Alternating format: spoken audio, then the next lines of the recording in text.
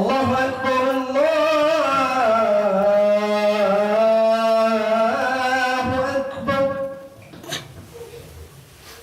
الله أكبر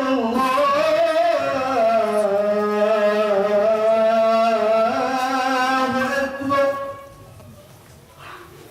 أشهد أن لا إله إلا الله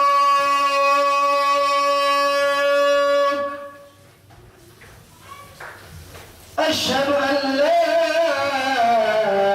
إله إلا الله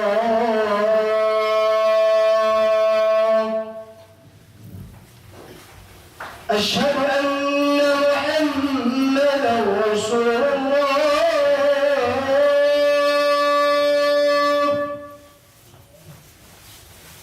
أشهد أن محمدا رسول الله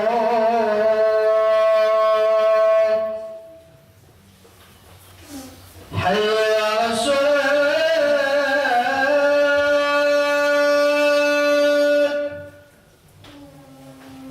حي على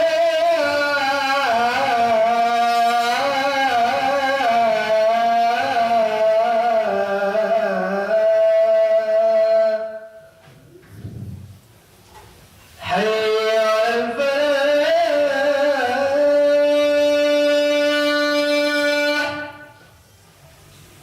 حي على الفلاح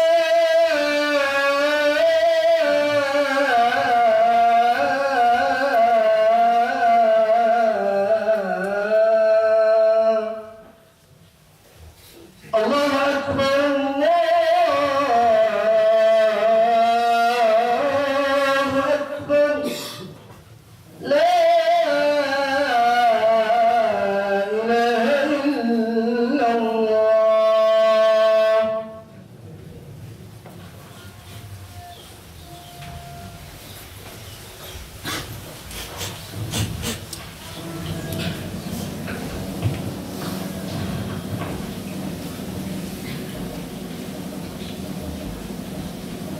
الحمد لله رب العالمين وأشهد أن لا إله إلا الله ولي الصالحين وأشهد أن سيدنا ونبينا محمد رسول الله الصادق الوعد الأمين اللهم صل وسلم وبارك على سيدنا محمد وعلى آله وصحبه المجاهدين الصادقين المؤمنين المحتسبين الذين قال لهم الناس إن الناس قد جمعوا لكم فاخشوهم فزادهم إيمانا وقالوا حسبنا الله ونعم الوكيل رضي الله عنهم وأرضاهم أجمعين أما بعد أيها المسلمون عباد الله Silsatan tinansikan idera ni Allah subhanahu wa ta'ala Tamifan mezan ni Siena na day Tauren zay tona lasay zay Silsatan sikan idera ni Allah subhanahu wa ta'ala Nan mezan sika yes tanzaka kanafan sika nanatka Ni salatul Jum'ah Tamitiang wanti Madipayan kot sika Sudah sepandai palimana Wang di pamnan Muhammad sallallahu alaihi wasallam Siro fera kaviena kaki Ireu zenanara kan sultanani Aru panara diazi Manda patungapan zan anfaran zan Rala sana baba kanatin sunna Islam Anrawan dia Zuma Azuma voluani Amni tona vovauze idirantsika Den tona 2019 Zuma voluan Tawarian nandaluvansika ni Andrew Mao Tawanatin zan 2018 izan Kazuma voluan Etinsika idera ni Allah subhanahu wa ta'ala Etinsika ifampatsa Makaskan itumpu Allah subhanahu wa ta'ala Ari tiap yang buana dia mengatakan ni Allah subhanahu mba hititona vaovao ity hitondra fahombiazana, fahasalamana ary firaisan-kina sy fankatiavana eo amin'ny sampiny islamo indrindra eto Madagasikara. Eny reza mitona vaovao zany mba hanokatra ny sainy mpiny islam, mba hanokatra ny fony izy ireo ka hifanampy tsy hifanenjika, hifampitsinjo fa tsy hifandendika, ary hifankaty fa tsy hifankahala izany mpiny islam. Ary zany raha teo no tokony ataon'ny mpiny islam mandavan-taona amin'ny fiainan'izy io eto ambony tany. Manaraka an'izany ny zavatra izay tokony ataontsika mpiny islam rehefa niditra ao anatin'izany taona vaovao izany, dia ny fiainantsika mpiny islam tsy mitsahatra amin'ny fankasitrahana ny tompo Allah subhanahu wa ta'ala, tsy mitsahatra amin'ny fankasitrahana tamin'ny fanomezany indray ny tombonandro ka nafahantsika niaina tao anatin'izany taona 2019 zany. Manontany tena ianao, firifiry ireo namanao zay niaina niaraka taminao tamin'ny 2018, aiza izy ankehitriny?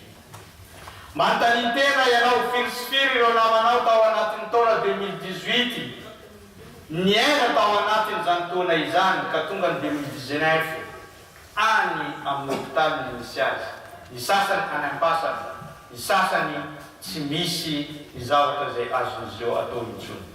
Fa ianao misafidiny Allah subhanahu wa ta'ala salama saina, salama vatana, ary mbola manana tombonandro na ahafahanao nanatrika ny fampatsahivana mahakasika an'izany finoana islam zany. Matetika ny olona anankiray araka mivolazan'ireo manam-pahaizana tsy tsapany ny fahasoavana zay napetraky ny Allah subhanahu wa ta'ala teo amina, afa-tsy izany zavatra izany miala eo amina. Amin'any sallallahu alaihi wasallam raha teo efa nametraka hadisy ny teny manao hoe ni'matani maghbunun fihima kathiru min an-nas as-siha wal faragh.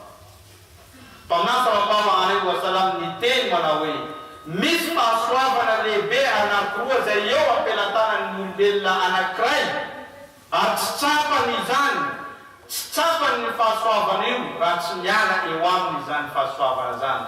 Tsinona ny fahasoavana anankiroa zany?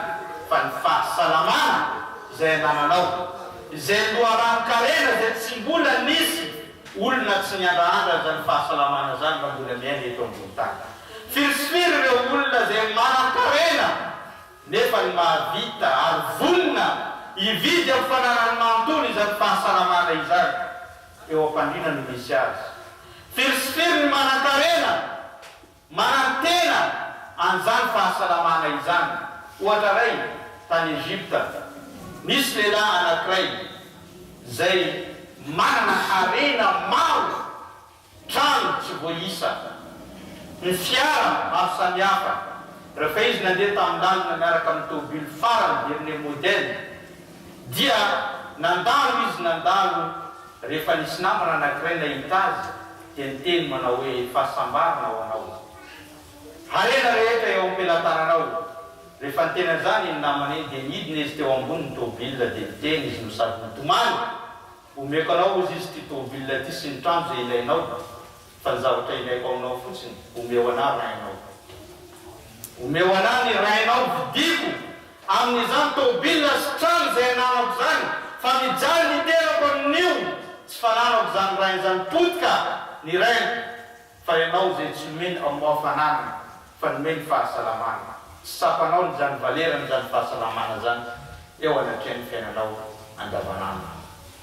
Ary ny zavatra faharoa na ny fahasoavana faharoa zay nomeny Allah subhanahu wa ta'ala dia ny fahazoana fotoana libra, temps libra zany dia tsy tsapanao izany. Lanina ao amin'ireo zavatra zay tsy azahoana tombotsoa eo anatrehan'ny Allah subhanahu wa ta'ala.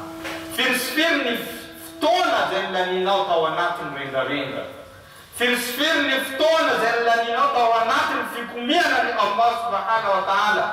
Firifiry aoka tsika hitsara ny tenantsika, fa raha ianao no tsara ny tenanao dia anao tsy andainga, fa raha mbola miteny amin'olona anao dia mety mandainga.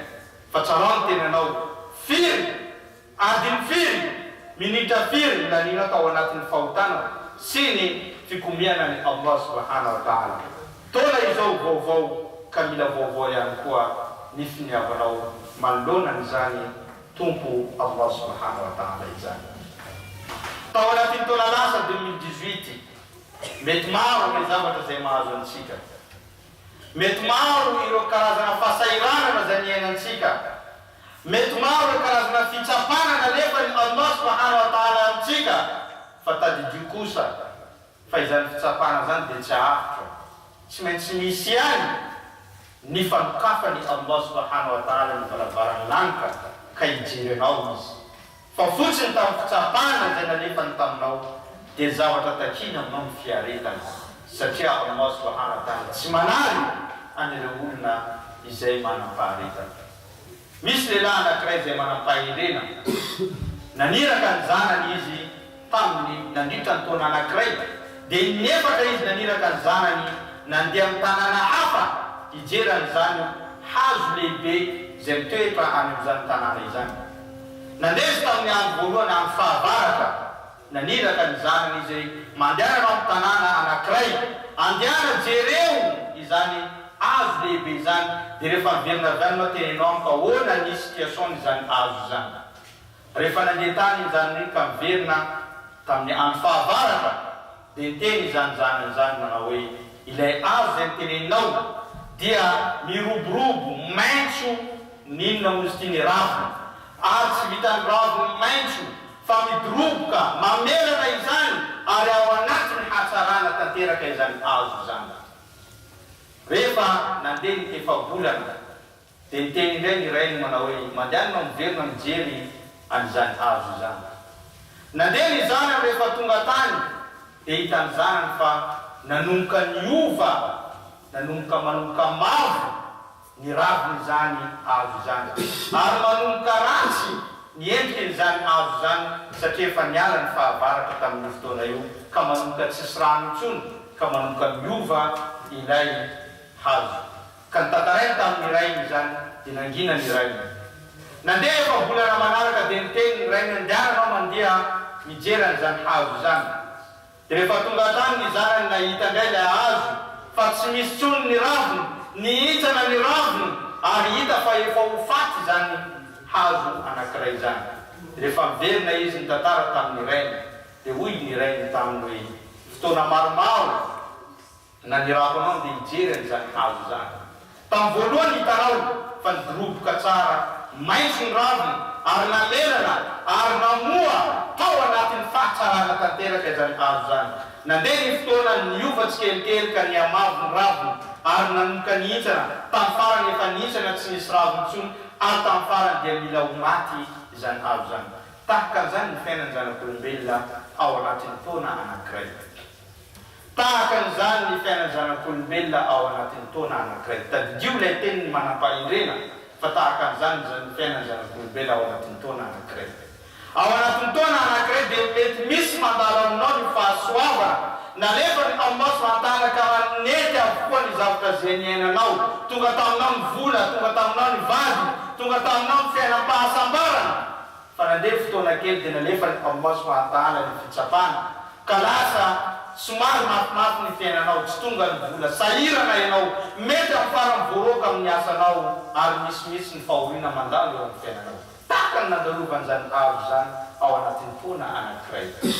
Zany karazana fahendrena na tsipiny izany lehilahy manam-pahendrena tamin'ny zanany izany. Ka zany ihany koa lesona lehibe azontsika na inona zavatra izay nandalo, fa tadidio fa tsy maintsy verina ihany ane le fotoam-pahavaratra mahadoroboka n'le hazo, ka ohatran'izany koa ny fiainana dia mandalo fahasahiranana, mbola hiverina ihany ilay fahasambarana eo aminao, fa mila fosinao mahantra ary manam-panantenana eo anatrehan'ny tompo Allah subhanahu wa ta'ala.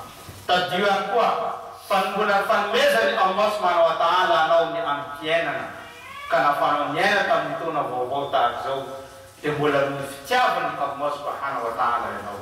Tsy mitovy ny olona maty talohanao sy ny olona maty taty aoriana. Tataran'izany mpaminany sallallahu alaihi wasallam misy mpinamana anankiroa, rehefa maty ny ray ary taona ray taorinan'io dia maty ihany koa ny namany. Ka mifankahita izy ireo tany amin'ny paradisa kanantany le namany tamin'ny Allah subhanahu wa ta'ala maninona ity namako ty tafiditra aloha amin'ny paradisa ny ohatran'izao. Dia namaly tompo Allah subhanahu wa ta'ala manao hoe moa ve tsy différence nahafaty anareo taona anankiray. Dia namaly izy na dia teneniny tao anatin'ny taona anankiray zany firy ny asa soa zay vitany namanao. Nanao qiyamul layl izy, nanao sadaka izy, nanao istighfar izy, nanao tauba izy, nanao salat izy, nanao jihad izy, nanao zaka. Ny fahasoavana maro sy ny fanontona zay vitany zay tsy vitanao satria efa nisy leralelana taona anankiray nahafatesana anao.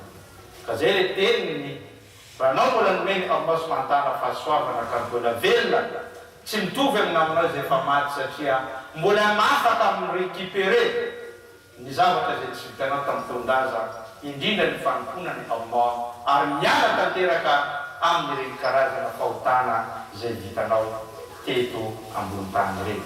Ary tadidio ihany koa araka mivolaza ireo manam-pahaizana manao hoe inna rahili al-ayyam wal awam dhikra wa maw'izatun liqulub wa anna ad-dunya laysat bidarin qarar. Tadidio hoy ireo manam-pahaizana sy manam-paindrena fa ny fivadibadia ny andro sy ny taona dia karazana fampatsahivana ho antsika ary karazana conseil ho antsika piny islamo ho an'ny fontsika satria mila fantatrao fa ny fiainana eto ambony tany dia tsy ho mandrakizay fa fandalovana fotsiny ny eto ambony tany. Ary tompo Allah subhanahu wa ta'ala raha teo efa niteny amin'izany amin'ny andinomasina maro.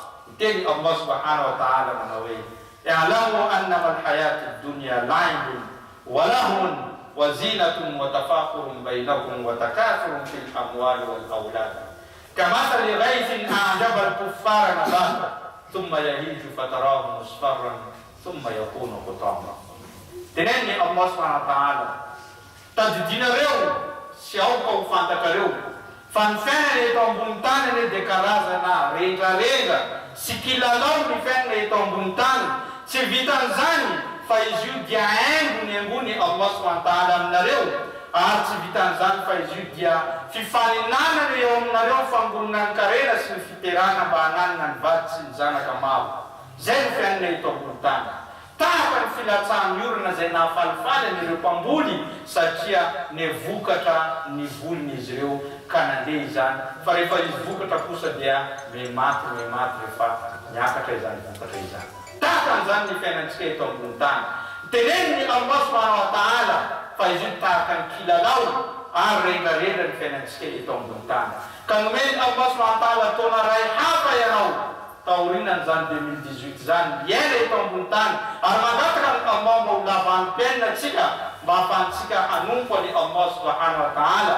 Ka izany taona vaovao nomeny Allah subhanahu wa ta'ala ianao zany dia aoka tsy ho laninao amin'ny haratsiana fa aoka mba ho laninao eky amin'ity taona 2019 ty ao anatin'ny fanomponany Allah sy ao anatin'ny fibebana raha ohatra ka sendra nisy tsy mety ary ny olombelona dia tsy maintsy manao tsy mety araka voalazany mpaminany sallallahu alaihi wasallam. Zareo fa teniny Allah subhanahu teny mpaminany sallallahu alaihi wasallam zay miteny amin'ny hadis manao hoe khairun nas man tala umruhu wa hasuna amaluhu wa sharrun nas man tala umruhu wa sa'a amaluhu. Ny olona mendrika sy manan-tsaina indrindra eto ambony tany teneny ny mpaminany sallallahu alaihi wasallam dia ilay olona nomeny Allah subhanahu wa ta'ala fahalavana teo amin'ny androm-piainany no sady nanao asa soa ary nifarina tsara ny fiainany teto ambony tany. Fa ny olona ratsy indrindra sy ny ratsy sansy dia ny olona zay lava androm-piainana nefa ny haratsiana avokoa no niainany tao anatin'izany halavany zany androm-piainany zany. Fa tombo Allah subhanahu wa ta'ala mbola nanomentsika chance, nanomentsika fahasoavana lehibe, fahasalamana ka aoka atsika handinika no sady hanararoatra ao anatin'izany fahasalamana sy ny fahasoavana lehibe nomeny tompo Allah subhanahu wa ta'ala atsika ny fahatrarantsika ity taona tao anatin'ny fahasalamana, tao anatin'ny firarian-tso. أقول قولي هذا وأستغفر الله لي والتائب من الذنب كما ادعوا الله عسى أن تكون هذه الساعة هي ساعة الإجابة.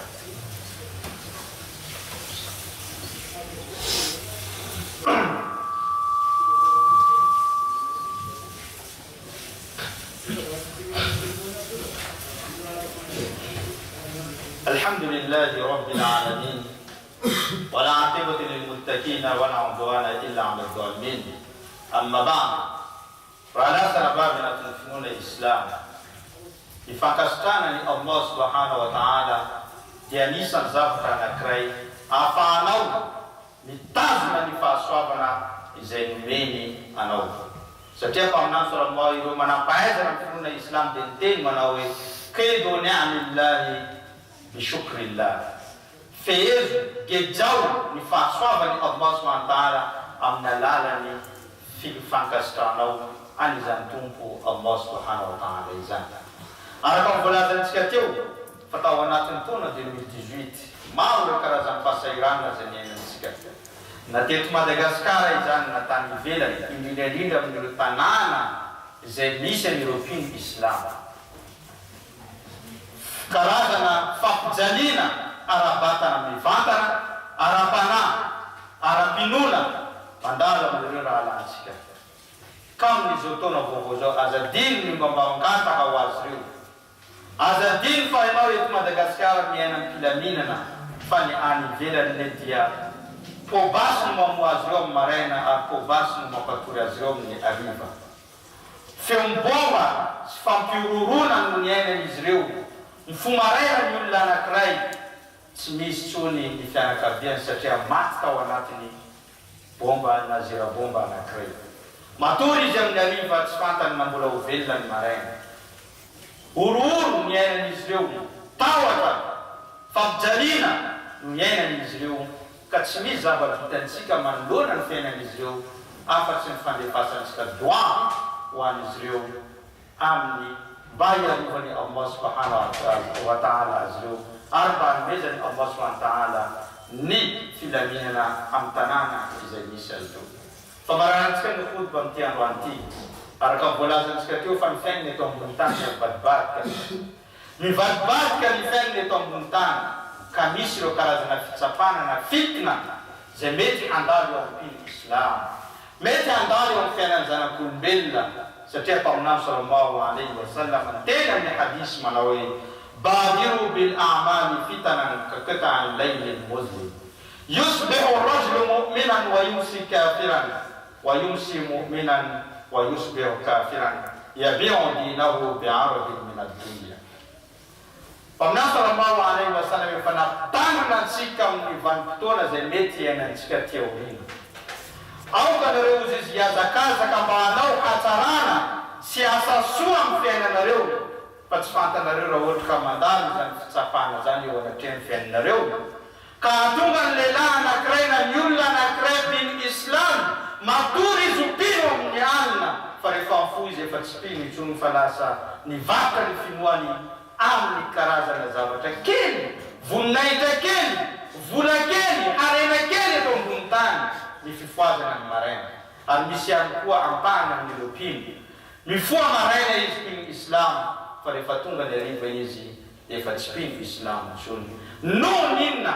Noho ny fitadiavana ny voninahitra, fitadiavana vola aman-karena, fitadiavana ireo karazana zavatra mahasoa eto ambony tany ka efa nadininy intsony hoe halal vesa tsy halal, mety vesa tsy mety, ankasitrany Allah fa tsy ankasitrany. Ny zavatra ao anatin'ny sainy dia afitra amin'ny fiainana eto ambony tany hadiny fa le fiainana anankoatra no tena ela, no tena maharitra mandrakizay ary zay no miandrandra ny mpino Islam ary zay no anatra napitapitainy Pamonazy sallallahu alaihi wasallam. Aokatsika handarantsika ny fitsapana mety tsy fisimbola, mety fasahiranana voageja ny fiainantsika fa aoka ny finoanao tsy amidinao eo anatrena Allah. Aoka ny finoanao zany no zavatra sarobidy indrindra eo amin'ny fiainan'ny mpino Islam. Metezanao maty ao anatin'ny finoana Islam, metezanao maty ao anatin'ny zany lalana mahitsy zany ary zany mahatonga antsika mamerimberina impito amin'ny folo isanandro 17 fois dina siratal mustaqim, tariu zaidi makana milala na maiti yekale katika pini Islam rehefa mandalo fitsapana mba hizotra sy hitsapa mandrakariva ao anatin'izany lalana maitsy, lalana zay nosoritiny Allah ary lalana zay noentiny mpaminany Muhammad sallallahu alaihi wasallam. Yekale ity taona vaovao ity ho taona fahombiazana, taona mampifandray, mampifankatia ary taona hitondra soa ho antsika mpino Islamo indrindra eto Madagasikara. Ho faty ao anatin'ny finoana Islam, ho faty ao anatin'ny fampandrosoana ny finoana Islam, ary ho foaziny Allah subhanahu wa ta'ala miaraka amin'ireo mpaminany, miaraka amin'ireo olona mendrika, miaraka amin'ireo matimartira, miaraka amin'ireo mpaminany rehetra zay hiditra ao anatin'ny paradisa inshallah. Ibadallah, inna Allaha wa malaikatahu yusalluna ala nabi ya ayyuha alladhina amanu sallu alayhi wa sallimu taslima. وارض اللهم عن سادتنا ابي بكر وعمر وعثمان وعلي وعن الصحابه اجمعين وعن التابعين وتابعين باحسان الى يوم الدين. اللهم انصر الاسلام والمسلمين واذل الشرك والمشركين ودمر اعداءك اعداء الدين. اللهم حبب الينا الايمان وزينه في قلوبنا وكره الينا الكفر والفسوق والعصيان واجعلنا من الراشدين. اللهم اجعلنا من الراشدين. اللهم اجعلنا من الراشدين.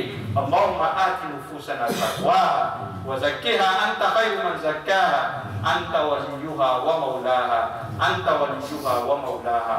اللهم اهدنا إلى صراطك المستقيم. اللهم اهدنا إلى صراطك المستقيم. اللهم اهدنا إلى صراطك المستقيم صراط الذين أنعمت عليهم غير المغضوب عليهم ولا الضالين. آمين. وآخر دعوانا أن الحمد لله رب العالمين. عباد الله فستذكرون ما أقول لكم وأفوض أمري إلى الله إن الله بصير بالعباد. وما أريد أن أخالفكم إلى ما أنهاكم عنه إن أريد إلا الإصلاح ما استطعت وما توفيقي إلا بالله عليه توكلت وإليه أنيب. وقوموا إلى صلاتكم يرحمكم الله.